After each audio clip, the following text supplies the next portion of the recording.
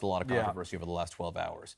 This was posted by the First Lady Melania Trump on Twitter, and she's holding a baby boy. I spoke incorrectly before, and I said it was a baby girl. This is a baby boy who lost his parents in the massacre in El Paso. And the reason this photo is causing controversy is because, look, the First Lady's smiling, the President's flashing the thumbs up there, and this baby lost his parents.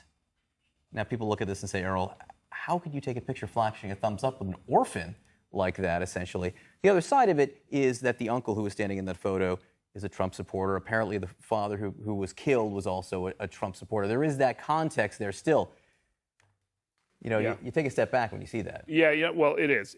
And I would fault, frankly, the president's staff, right? I mean, the president himself, you know, you put him in front of a camera, he's going to do what politicians do. You know, they smile, they flash, they give their little thumbs up, they do what they're going to do.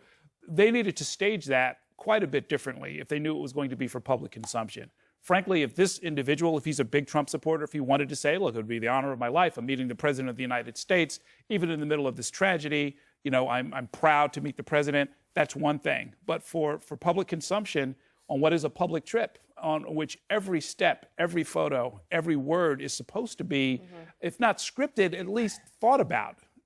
I'd say they really fell down. Well, and the fact that it was tweeted out, too, by the First Lady, the photo, it would have been, to your point, Errol, a little bit different if this had come from the uncle who was there in the picture saying, what an honor to meet the President today.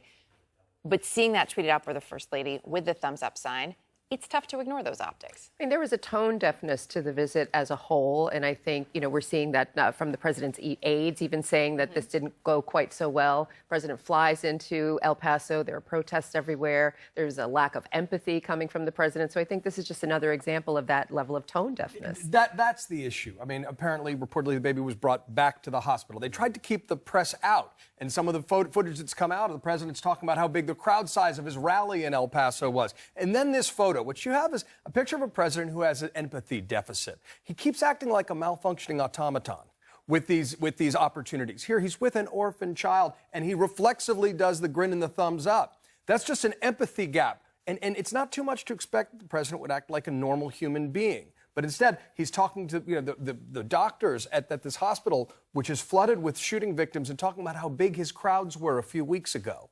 That's not a normal human response. Or a helpful. No.